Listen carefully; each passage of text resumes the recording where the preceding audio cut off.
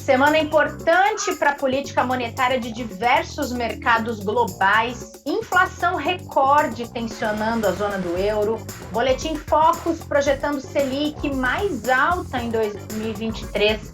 Fica com a gente, porque tem isso e muito mais nesse episódio do Investidor em Foco, que começa agora, hoje em 19 de julho de 2022. Sejam bem-vindas e sejam bem-vindos. Caio Camargo, nosso especialista em recomendação e portfólio, numa semana um pouco menos zicada no mercado, hein, Caio? Tudo bem? Tudo bem, Rê? Bem-vinda de volta. Eu até brinquei com a Laurinha e com a Carol, que toda vez que eu vinha, parecia que eu estava trazendo o mau agouro, mas pelo visto dei sorte. Agora essa semana tá mais tranquila. Mensageiro do Apocalipse? Acho que sim. Não, então tá, vamos se redimir então, Caio, com quem está nos Finalmente. ouvindo. Vamos começar falando de Selic, porque Selic e inflação têm sido assuntos muito relevantes do semestre, vão continuar sendo ao longo do ano. E o Boletim Focus, em que analistas do mercado fazem projeções de vários indicadores. E o dessa semana, que saiu nessa segunda-feira, projetou uma Selic mais alta para o ano que vem e manteve a projeção da taxa para esse ano. E aí, Caio, queria saber de você. Tem muito do comportamento da inflação nesse dado que o Boletim Focus trouxe nessa segunda, já que as movimentações da Selic estão diretamente atreladas à questão dos preços, né? Sem dúvida, eu acho que até você falou de inflação, né? Se tiver aqueles programas de retrospectiva, pode fazer um só para inflação esse ano, porque olha, Com certeza. todo fórum que eu participo sem dúvida, o personagem do ano aí. E sim, respondendo a tua pergunta, a inflação, essa retomada da Selic ali, né, subindo para o ano que vem, tem muito a ver com a inflação, mas também tem um pouco de contaminação, vamos dizer assim, da questão da taxa de juros americana, né? Quando eles sobem juros por lá, eles sendo lá o ativo livre de risco do mundo, né? Quando a gente tem um prêmio de risco em cima daquele, né, nós que temos brasileiros, né, nosso país tem um prêmio de risco contra os Estados Unidos, então isso tem de ajustar de alguma forma. Então, no contexto geral, né, inflação sem dúvida nenhuma é o nome do jogo, mas o comportamento global, aperto monetário nos Estados Unidos, na Europa começando também, no mundo, e a inflação muito persistente fora, realmente ela é o que traz essa Selic mais alta para o ano que vem. Para esse ano, né, para a inflação, falando um pouquinho mais que a gente viu no Boletim Focus, lembrando que o Focus ficou bastante tempo por conta da greve dos servidores sem ser disponibilizado, né? E ali é um grande termômetro do mercado para a gente entender, né, qual é o sentimento de outros economistas e qual que é a expectativa em torno disso. A gente vê para esse ano até uma queda ali na inflação, né? Que veio ali de 7,67 para 7,54 para esse ano, mas principalmente pelas medidas ali de ICMS, né, que vão ajudar a conter um pouquinho a escalada de preços para esse ano. Porém, né, a gente sabe que a inflação global continua muito resiliente e, por enquanto, não dá sinais de trégua mesmo, né? A gente teve a divulgação na semana passada do dado de inflação ao consumidor nos Estados Unidos, eles chamam de CPI, né? Veio acima do previsto, né, com alta de 1,32, acima da projeção de 1,1. O núcleo, né, que é quando a gente tira aquela parte mais volátil, né, alimentos, próprio combustível, energia, né, quando a gente inclui energia, também surpreendeu. O índice de preço ao produtor lá também surpreendeu para cima, tá? Mas um pouco diferente, a gente viu que o núcleo surpreendeu para baixo. Então, isso é um pouco positivo, né? De repente, para o produtor, a gente já vê sinais de uma inflação um pouco mais leve na margem, não foi uma grande surpresa, mas veio um pouco abaixo. Tá? E por fim, o conflito ali na Europa, né, ele segue pressionando os preços de energia ao redor do mundo. Esse é um dos motivos de que, apesar desse ano ter diminuído a inflação, para o ano que vem o Focus já traz um aumento de inflação de 5,09 para 5,20. Né? A gente tem PIB para cima esse ano, então foi um Focus bastante interessante ali quando a gente vê os indicadores e como eles se comportaram, né? Mas, de qualquer forma, o cenário brasileiro não é muito positivo, né? A gente vê um setor de serviço que é grande parte do PIB e também contamina um pouco da inflação, né? Bastante aquecido, então, de certa forma, isso é repassado para o consumidor, né? Mas um detalhe interessante que eu estava observando hoje, apesar da gente, né, não ter alteração na Selic para esse ano, quando a gente analisa a curva de juros futuros, né, que é um pouco da visão dos investidores, de como, né, que taxa eles estão pedindo, pelo que eles estão enxergando hoje o cenário, né. O curioso é que o janeiro de 2023, que tem vencimento ali no dia 1º, ele traz um juros ali de 13,90, mais ou menos. Que isso quer dizer? Que grande parte dos investidores acha realmente que é os 13,75 e possivelmente uma parte também razoável já está pensando uma Selic possivelmente em 14%.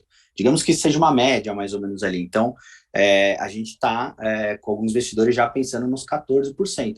Então, possivelmente essa Selic de 13,75 possa não ser a final.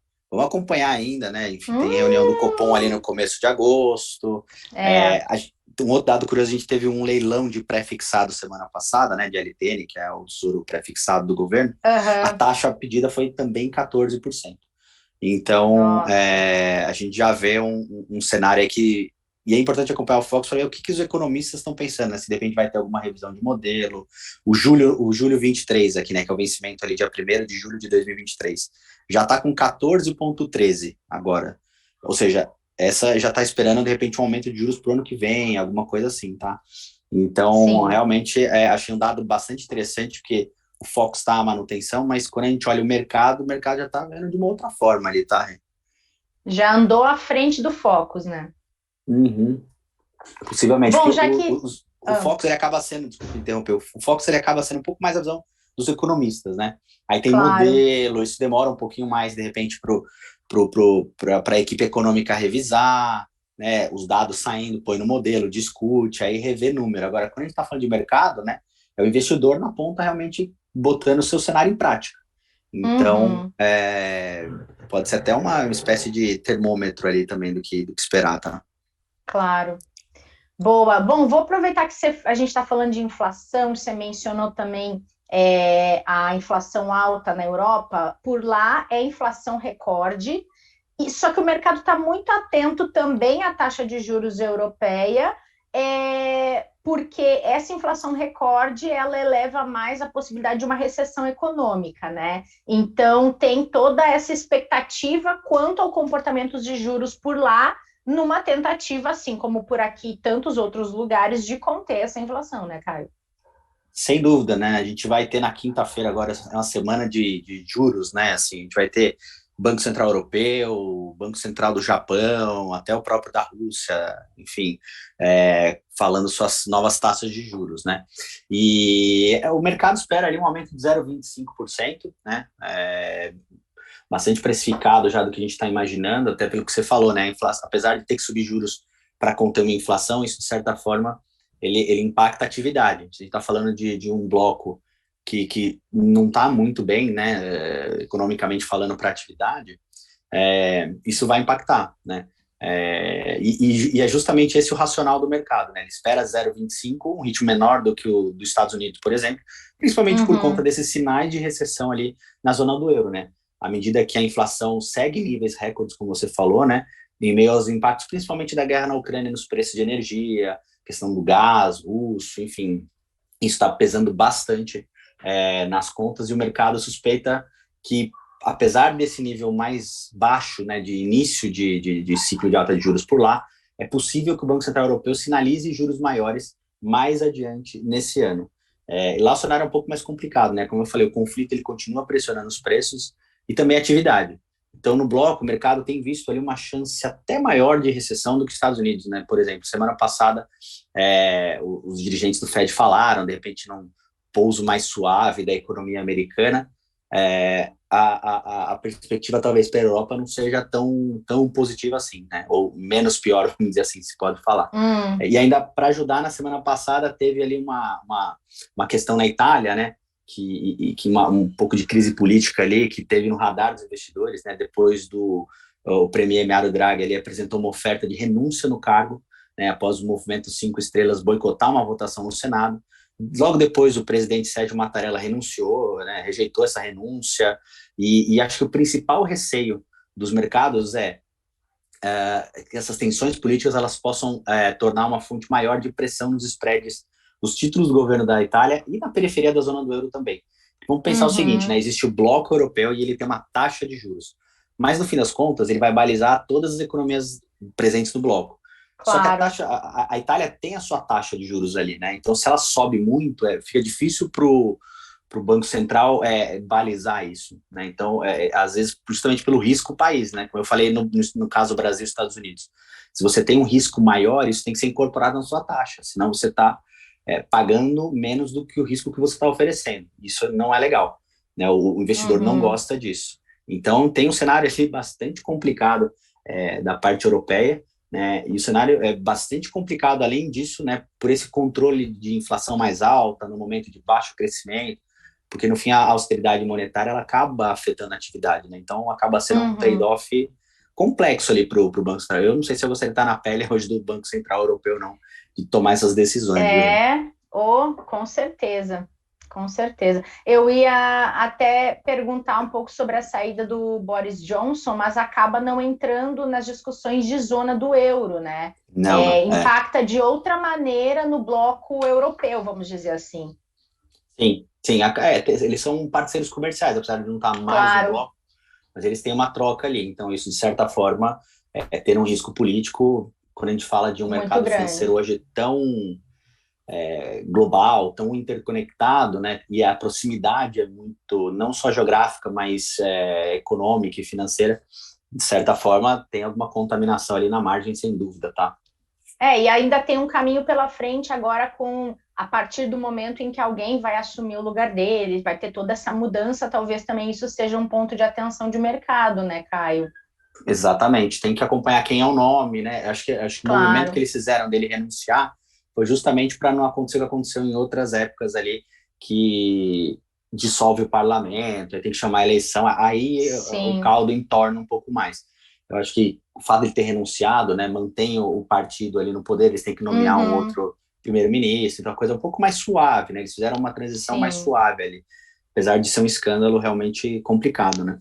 Claro, e esse tipo de coisa sempre afeta a economia, é bom ter atenção. Agora, antes da gente ir para a agenda, que tem aí todo um giro de política monetária pelo mundo, semana passada o Fábio Perina teve por aqui, nosso estrategista de análise gráfica aqui da Itaú Corretora, para a gente falar do que estava acontecendo no Ibovespa. Na última semana foram quedas consecutivas que mantiveram o Ibovespa abaixo dos 100 mil pontos, e ele falou, Caio, trouxe um panorama muito interessante sobre o fato de não ser um movimento isolado de Ibovespa, e que a cautela para investimentos em bolsa deveria valer para quem está movimentando tanto ativos aqui no Brasil como no exterior, seja direto ou por tabela. E aí queria ouvir de você um pouquinho, esses últimos dias de bolsa continuaram reforçando essa estratégia de cautela, porque não dá para dizer que está barato ou que é bom de entrar, cada caso é um caso, né? Exatamente. Aliás, eu ouvi o episódio, ficou muito bom, indico para quem quiser ouvir, pega lá no seu player favorito e escute, que tem bastante insight legal sobre bolsa ali, viu? Principalmente da parte de análise técnica, né? Que até eu estava olhando o gráfico aqui, a gente mostra, dá para ver, assim, não precisa nem traçar reta, assim, você consegue olhar, você vai ver que tem uma indicação de queda ali, né? E a gente passou um ponto meio psicológico, dos 100 mil pontos, que ele estava batendo, não saía, e aí passou isso. Então, esse fator psicológico dessa região dos 100 mil pontos afeta bastante, né? E a gente está falando de uma bolsa muito volátil esse ano, realmente, né? A gente chegou ali a subir desde o início de abril, até o início de abril, perdão, no começo do ano, ali 17%. Né? A gente começou por volta de 103, aí testou resistências nos dias, ali chegou a cair um pouquinho, né? E do topo até hoje, entre altos e baixos, você já perdeu ali quase 20%. Né? E passando esse ponto dos 100 mil que eu falei, acho que psicologicamente fica mais difícil, além de tudo que você falou, né? O cenário externo também não ajuda, as bolsas por lá também não estão bem, né? O semestre lá nos Estados Unidos fechou muito negativo. A gente não se via esse número desde 1970, assim, esse tipo de queda, né? Nasdaq caiu 30%, Dow Jones e S&P na casa dos 20%. Então, realmente o cenário não é muito promissor, né? Pensando até no cenário externo, né? A gente está pensando no próximo semestre com aperto monetário lá fora, né? A inflação não deve demonstrar muitos sinais de recuo por enquanto. Uma desaceleração global deve, obviamente, contaminar os ânimos dos investidores internacionais sem mencionar essa probabilidade de recessão nos Estados Unidos, né? Uma coisa é desacelerar, outra é entrar numa recessão. Aí eu acho que a coisa complica um pouco. Até tem uma expectativa, né, dado até o foco que a gente acabou de comentar, uma expectativa de arrefecimento da inflação por aqui, mas deve ser mais momentânea pelo ano. A gente já viu que o foco já traz um aumento para o ano que vem, principalmente porque essa questão do ICMS, esses gatilhos que foram colocados agora para ajudar, eles encerram no fim do ano. Então, de repente, pode, dependendo de como tiver, por exemplo, petróleo lá fora, isso pode retornar e aí a inflação para cima de novo.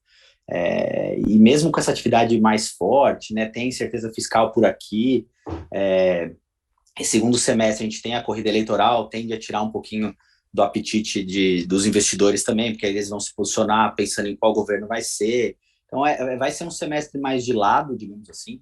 A gente até tem uma expectativa ali na casa de 110 mil para esse ano. Realmente não é um patamar muito alto para quem quer, quem está pensando em investir em bolsa, né, pelo risco que ela oferece, o retorno que ela está trazendo. Mas eu estou falando de 6 meses, tá?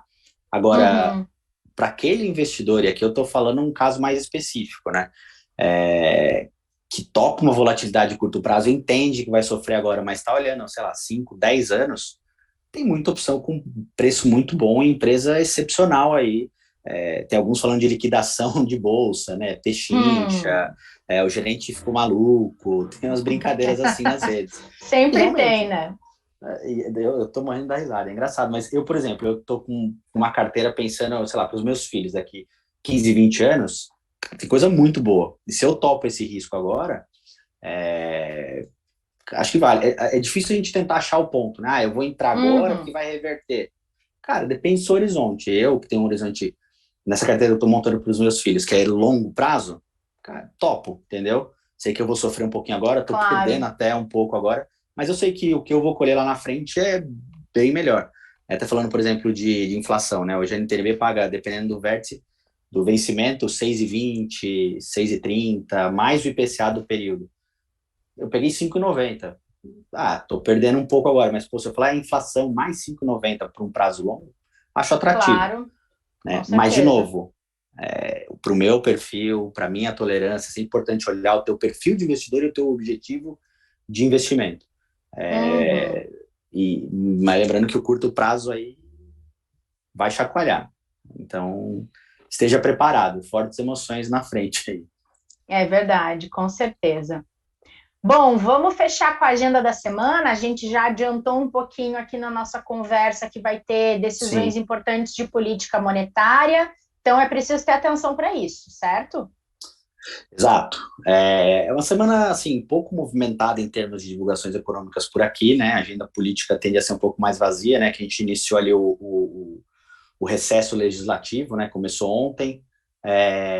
Expectativa ali de divulgação de dados fiscais, né? Arrecadação de impostos, resultados primários do governo central e setor público também.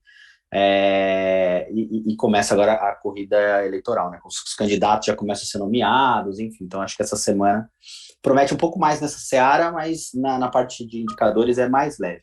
Acho que o investidor vai ficar mais de olho, principalmente lá fora, em balanços, né, de grandes corporações. A gente teve ontem Goldman Sachs, vai ter American Express, Netflix, Tesla, são alguns dos nomes ali que podem chacoalhar o mercado lá fora. Por aqui, hoje a gente tem Vale do Rio Doce, né, Vale, a empresa Vale, Petrobras na quinta. Ontem a gente teve indicação ali do IGP-10, né, que subiu, veio acima do esperado, tá?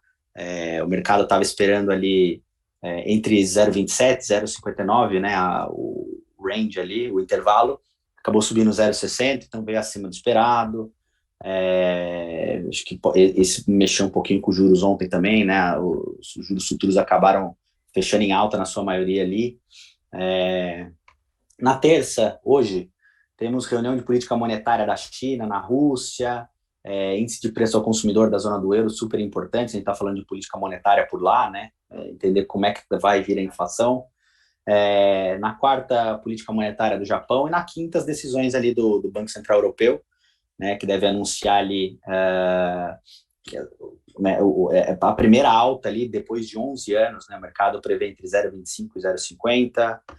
Na quinta também, interessante, deve ser concluída ali a manutenção do gasoduto Nord Stream, né, que afeta bastante a Europa, mas ainda há dúvida se a Rússia ali vai retornar o fornecimento de gás após essa parada técnica, por conta das sanções, né, porque ela já vem ameaçando que ia fechar a torneira do gás ali, que é super importante para a Europa. Na sexta, por fim, prévias ali de sondagem da S&P Serviços e manufatura de junho. Uma agenda mais recheada lá fora, bem vazia aqui, e o cenário brasileiro vai ficar mais olhando lá fora, não só os indicadores, mas as condições globais e um pouquinho desse início de corrida política também. Perfeito. Muito bom, Caio. Boa semana para você. A gente vai se falando aí pelas terças-feiras de mercado aqui no podcast. Fechado, obrigado. Sempre que quiserem, estou à disposição. A gente faz o rodízio na turma aqui, mas sempre que vocês precisarem, eu estou à disposição aí, tá bom? Valeu, obrigada. E obrigada a todo mundo que acompanhou esse episódio. Quinta-feira tem episódio de quinta para falar de Dia do Amigo. O que será que isso tem a ver com finanças, hein? Se eu fosse vocês, não perdia. Esperamos por vocês. Até lá.